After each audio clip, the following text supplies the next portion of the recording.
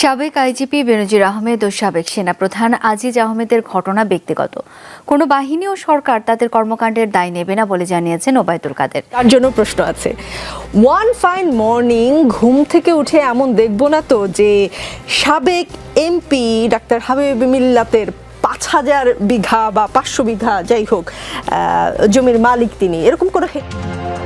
গভীর রাতে সিটিজেন টিভির চেয়ারম্যান শফিকুর রহমান এমপিকে বাসা থেকে তুলে নিয়ে প্রতারণার মাধ্যমে শেয়ার লিখে নেন পুলিশের সাবেক মহাপরিদর্শক বেনজির আহমেদ এবং পদ্মা ব্যাংকের সাবেক চেয়ারম্যান চৌধুরী নাফিস শরাফত। প্রথমে সাবেক ডিআইজি বেনজির আহমেদের অবৈধ সম্পত্তি বা আলাদিনের চেরা খুঁজে পাওয়ার পরে পরবর্তীতে আবার সাবেক সেনাপতি জেনারেল আজিজের অবৈধ সম্পত্তি বা দুর্নীতি নিয়ে এবার ব্যাপক আলোচনা। এবার মাননীয় প্রধানমন্ত্রীর যেই দল গড়েছিলেন বা যেই সেনা প্রধান গড়েছিলেন তাদের মধ্যেই দুর্নীতির লক্ষণ দেখা গিয়েছে, যেখানে সরকার কর্তৃক লোক বা মাননীয় প্রধানমন্ত্রী সহ সবাই চুপ, অন্যদিকে বলতেছেন এগুলো তাদের ব্যক্তিগত বিষয়। এ নিয়ে আজকের এই চাঞ্চল্যকর তথ্যটি সাজানো হয়েছে। অবশ্যই নাটিনে জানতে হলে সম্পূর্ণ ভিডিওটি দেখবেন এবং আমাদের চ্যানেলটিকে নতুন দর্শক হয়ে থাকলে অবশ্যই সাবস্ক্রাইব করে আমাদের সঙ্গেই থাকবেন। গভীর রাতে সিটিজেন টিভির চেয়ারম্যান শফিকুর রহমান এমপিকে বাসা থেকে তুলে নিয়ে প্রতারণার মাধ্যমে শেয়ার লিখে নেন পুলিশের সাবেক মহাপরিদর্শক বেনজির আহমেদ এবং পদ্মা ব্যাংকের সাবেক চেয়ারম্যান চৌধুরী নাফিস শরাফত।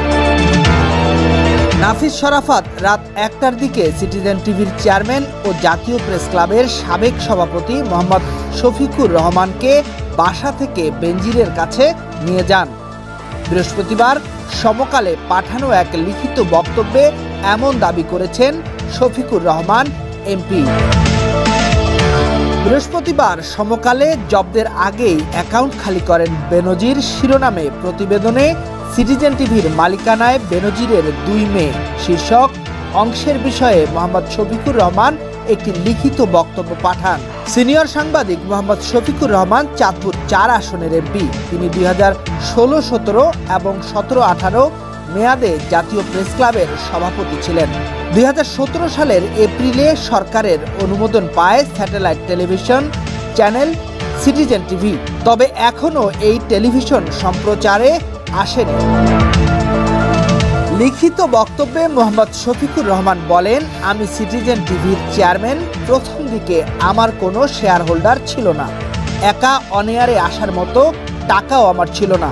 আমার এক দুঃসম্পর্কের আত্মীয় রুট গ্রুপের মালিক রাজ্জাকুল হোসেন টুটুল অনুরোধ করেন তাকে সঙ্গে নিলে অনেয়ারে আসার জন্য বাড়ি ভাড়া, অফিস স্টাফ সহ ৩০ থেকে ৪০ লাখ টাকা যা খরচ হয় তিনি বহন করবেন।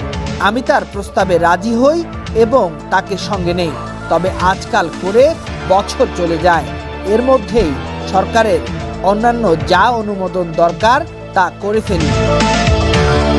ওই চিঠিতে তিনি বলেন, হঠাৎ এক রাতে 12:30 থেকে 1টার মধ্যে চৌধুরী নাফিস শরাফত নামে এক যুবক আমার বনানীর বাড়িতে আসেন।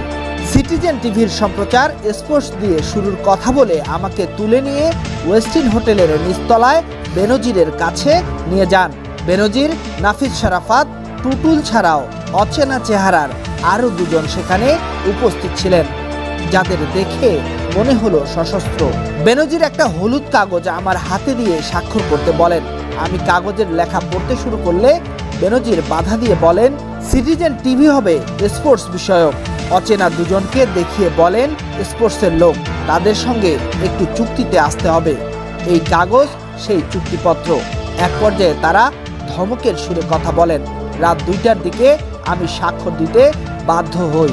লিখিত বক্তব্যে তিনি আরো বলেন, টেলিভিশন চালুর বিষয়ে টুটুলকে বারবার তাগাদা দিলে তিনি বলেন বেনজির এবং নাফিস সব করবেন, তার কাছে কিছু নেই। তখন আমি RJSC-তে গিয়ে সিটিজেন টিভি এভাবে পাই যে আমার নামে 30% শেয়ার, বেনজিরের 2 মেয়ের নামে 15% করে 30%, নাফিস শরাফতের নামে 25% এবং টুটুলের নামে 15%।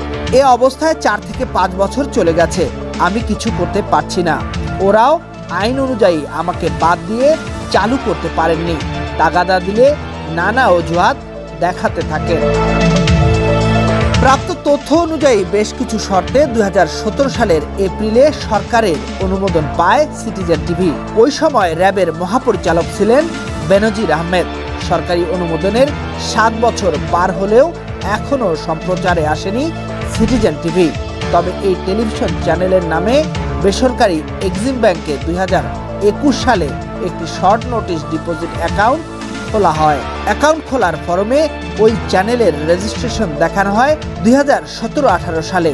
সেখানে টিভি চ্যানেলের চেয়ারম্যান হিসেবে নাম রয়েছে মোহাম্মদ শফিকুর রহমান এবং ব্যবস্থাপনা পরিচালক হিসেবে রয়েছেন পদ্মা ব্যাংকের সদ্য পদত্যাগী চেয়ারম্যান ও বেনজিরের ঘনিষ্ঠ চৌধুরী নাফিস শরাফত। আর পরিচালক হিসেবে নাম রয়েছে বেনজিরের বড় মেয়ে ফারহিন লিস্তা বিনতে বেনজির এবং ছোট মেয়ে তাহসিন রাইসা বিনতে বেনজির। সিটিজেন টিভি অনুমোদনের অন্যতম শর্ত ছিল 1 বছরের মধ্যে সম্প্রচারে আসতে হবে।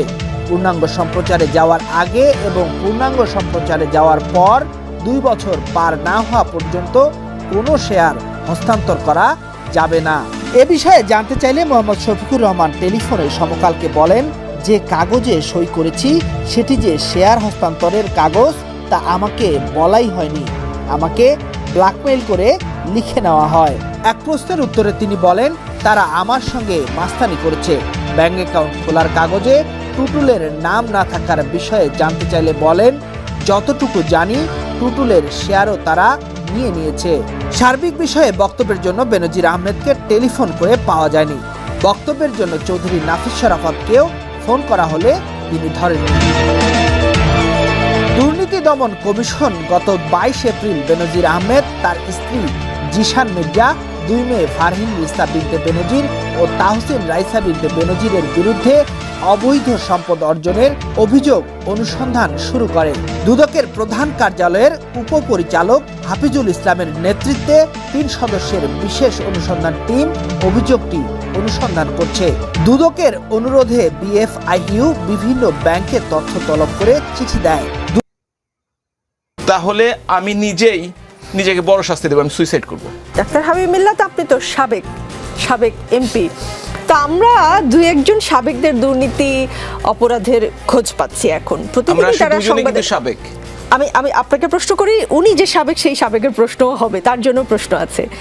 ওয়ান ফাইন মর্নিং ঘুম থেকে উঠে এমন দেখবো না তো যে সাবেক এমপি ডাক্তার হাবিব মিল্লাতের 5,000 বিঘা বা 500 বিঘা যাই হোক জমির মালিক তিনি, এরকম কোনো হেডলাইন হবে কিনা? কারণ আপনারও এমন কিছু খুঁজে পাওয়ার আশঙ্কা থাকলেও থাকতে পারে, তাই না? আমি খুবই ভাগ্যবান হব যদি আপনি এই ধরনের একটা বড় ধরনের সংবাদ আমার সম্বন্ধে পান। আমি খুবই খুশি হব। অ্যাটলিস্ট কিছুটা সম্পদ, আর যদি কিছু পেয়ে থাকি আপনাকে কথা দিচ্ছি তার কিছু অংশ আপনাকে দিয়ে দিব। না, আমি অন্যায়ভাবে নেওয়া কোনো সম্পদের লোভ আমার নাই, সেই জন্যই আমি সাংবাদিক। আমি যদি করে থাকি শুধু কি অন্যায়ভাবেই করতে পারি, সৎভাবে করতে পারি না? আপনি অন্যায়ের ভাগ চাচ্ছেন কারণ আপনি সৎভাবে। ডাক্তার কি 5,000 বিঘা সম্পদের মালিক হতে পারে? যে 5,000 বিঘা রয়েছে? না, আপনি বলেছেন, আমি তো বলেছি হেডলাইন যদি হয় 5,000 বিঘা বা 500 বিঘা। আমার কনসালটেন্ট ছিলেন, তার জমির পরিমাণ, তার ফার্মের পরিমাণ অস্ট্রেলিয়াতে বাংলাদেশে ভূখণ্ডের চেয়ে একটু ছোট জায়গা হতে পারে, পৈতৃক সম্পত্তি হতে পারে, কিন্তু দুর্নীতিকর হয়েছে কিনা এটাই আপনার নিশ্চয়ই প্রশ্ন।